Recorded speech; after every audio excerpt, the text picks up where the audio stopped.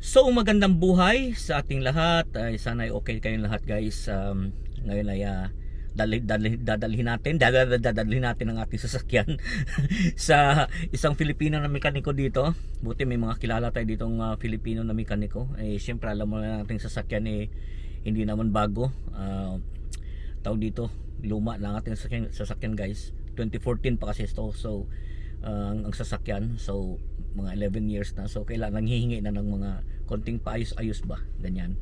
Last time dinala ko rin doon, last time inaayos na yung coolant, tawag dito, tank, pinalitang semi-butas na, tapos nakita na naman yung sa handbrake. Ito sa handbrake, bakit abi kumano na ako, itinry niyang ayusin, kaya lang wala na talaga, nag-stack up na, so kailangan palitan.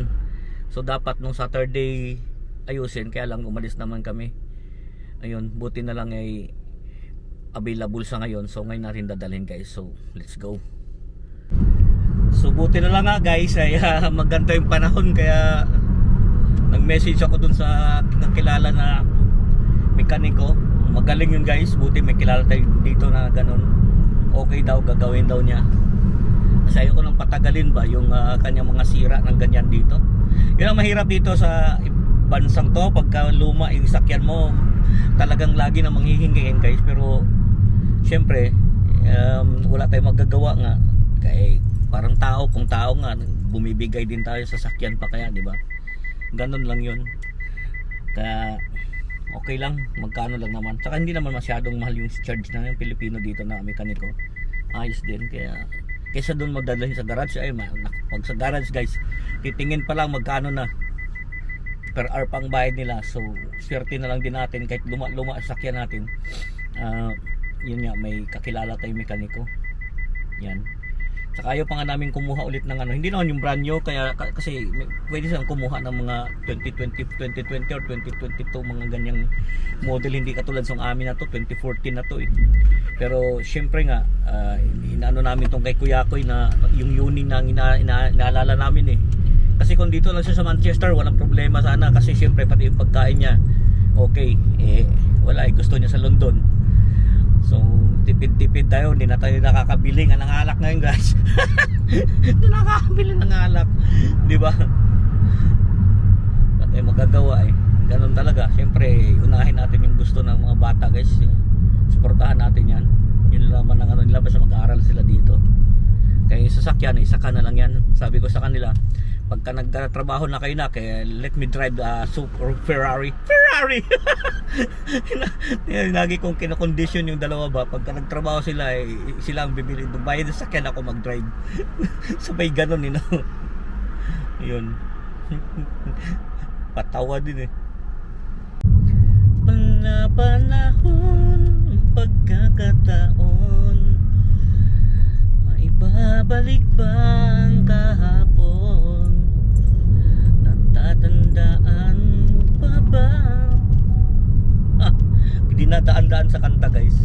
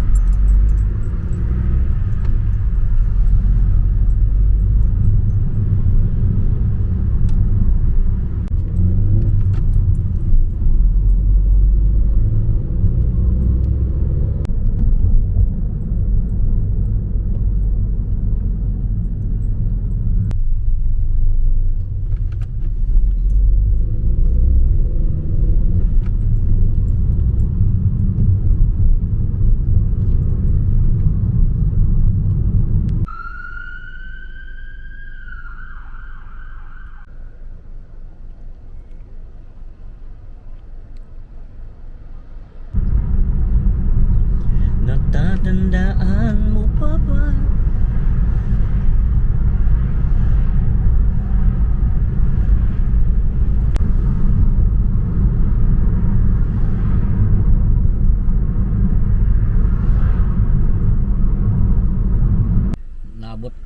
traffic guys. May traffic din dito.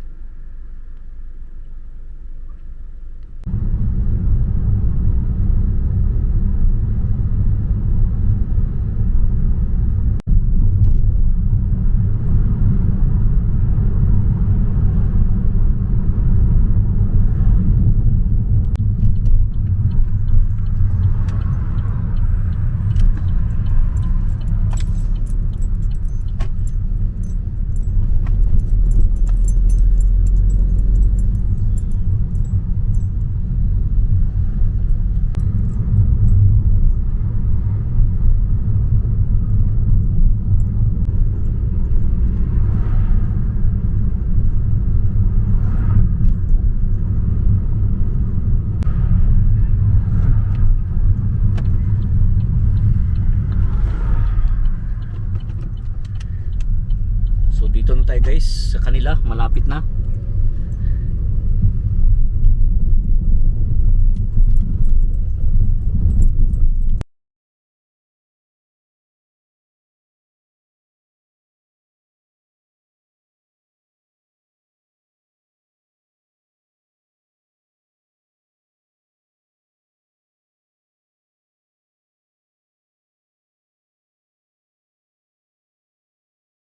So nakarating na nga tayo sa bahay ni Bossing Jubel. Tatawagin na natin siya guys. Ganyan pala ng ating ano, hindi natin isarado. Ganyan lang. Tatawagin na natin siya para ipaayos na ating handbrake nga. May palitan na naman.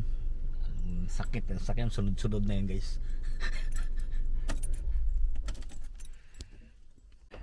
So bago natin siya tawagin, kuhain na muna natin itong ating pyesa dito sa likod Buti na lang ano dito yung mga pyesa. Ayan, yan ang papalitan. Mabigat din pala to. Kita natin mamaya guys kung anong laman nito. Hindi ko pinuksan sa handbrake. Wala tayong idea sa mga ganyan.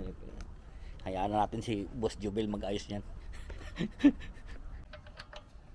Travel ba kayo? Hindi, wala.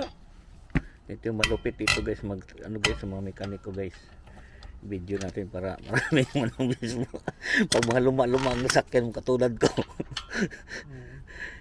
Ayoko pa bumili ng bago ba. Lalo na yung kuyakoy ko. Gusto mag-London ba. Patay tayo. Sabi ko, Saan ba sa London? King's College ang gusto Doon sa mag-uni mahal-mahal lang ano doon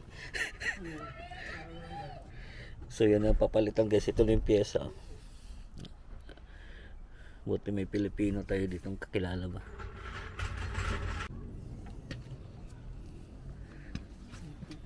Safety na busing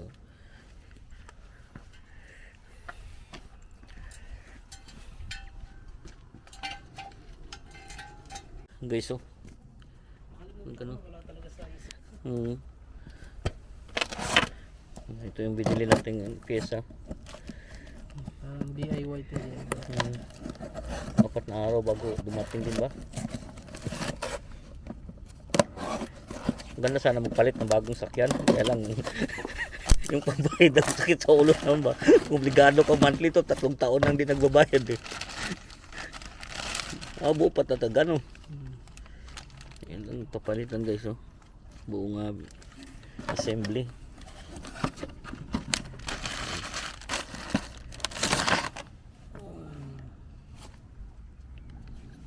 Kaya pala, sabi ko, kaya parang bigat. May mga luma ang sakyan natin. Siya rin nagpalit, napalitan na yung aking ano dyan dati guys, yung sa tambutso, napalitan na rin yan. Yun nga yung nakaraan, yung fuel tank, yung coolant, yung tank doon, nabutas din. Wala 2014 tong sakyan natin, kaya ganun talaga. Di nung nakita ko nag-thumbs up, sabi ko nagbagaw pumunta, nag-message ako pero sabi ko baka di pa na mabasa nito. Muntan lang ako. Kasi nung Sabado doon kami kila paring Henry.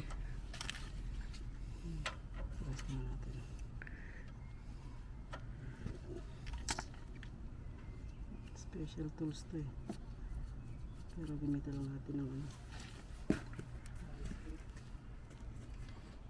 So pag di mo talaga alam guys mekaniko ang ginagraduate ko, pero automotive mechanics ba, pero more on theory. Wala tayo sa actual. Ayun na pala yan, oh. Ito ang papalitan, guys. Oh, di ba? Bago na naman yung ating pyesa, oh. Pwede naman tumakbo ng mga another 5 years pa ba?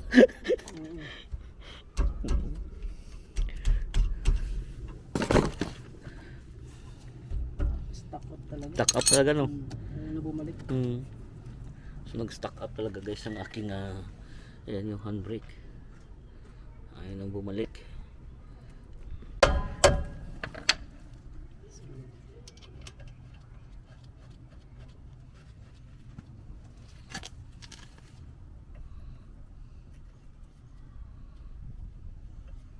Wala tayo masyado. Tools. Iba to, may ano to dito eh. May special May tools space, na oh. papasok dito sa ilalim. Hmm. Wala tayo eh. Hindi nakapagdala.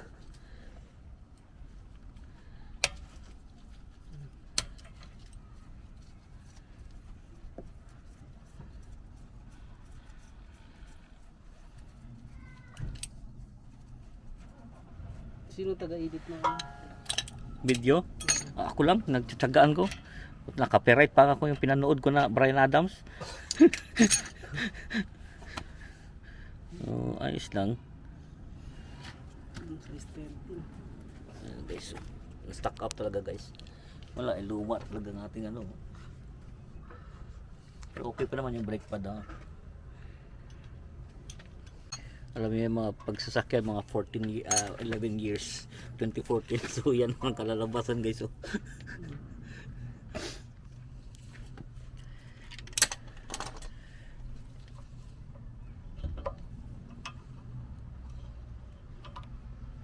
Hindi ako dito.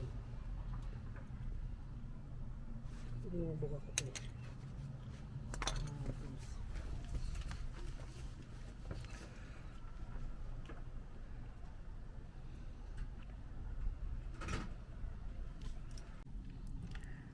So kailangan na rin palitan pala, guys, yung kanyang ano, Stock up ang cable. cable niya. So hindi maayos ngayon. Kailangan i-order na lang yung panibagong pyesa ulit. Stock up ang cable. Oh, ibabalik na lang muna. Kasi Kasi hindi naman natin binaklas yung una. oh, nung una. Tapos sayang din naman pag ikinabit to. Tapos papalitan din ulit yung couple of months bumigay din yan eh. ipapalitan din naman yung cable. So ipa-order ko na lang kay bossing ulit. Balik tayo sa ano. Off ako pala ng Thursday, boss, kung ano. Ano to eh, medyo take time. Yung ano niya. Kasi nasa ilalim, baklas yun sa Oh. ibabaw. So dapat may time ka na, ano. Sa ilalim natin. Sa third day kaya ano ka? Mahaba ang oras mo o may lakad ka? Pumunta kami ng Cumbre Saturday. House blessing. Gusto mo ikabit ko to? Hindi. Ikabit na lang natin. Pwede din. Ito naman. Wala naman to, handbrake lang naman to. Yung isa naman. Stock up din naman, hindi naman gumagana eh. Kasi pag in-stock mo to, pag hinandbrake mo siya, tapos pag nirelease mo, hindi siya bumabalik. So laging nakakapit. Kapit to. Yan mo, nakain. Sunog siya, pula. Ibig sabihin nag-overheat. Hindi, kung okay na hindi balik or ibalik. Kasi kakainin niya to. Napakaunti lang. Pero let natin, tingnan ko kung ano mo to, kung magpe-pre-wheel siya. I-handbrake mo, 'di ba? Tapos Ikot. ano mo, tapos release mo, tingnan natin kung babalik siya. Friday ano ako eh. Half day lang. Friday.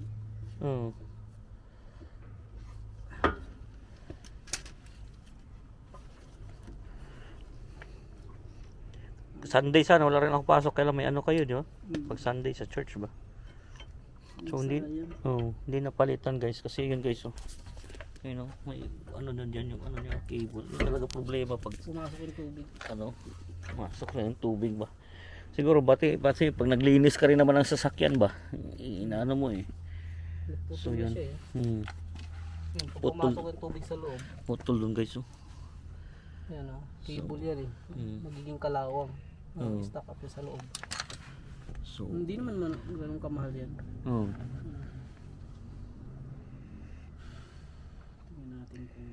Kasi kung next week boss, off naman ako ng next week ng Wednesday. Wednesday ano ba na off po next Wednesday, Friday at ulit eh. Kaya lang mahaba ang sabi mong oras diyan ba kasi cable. Baklas natin eh. Baklasin natin.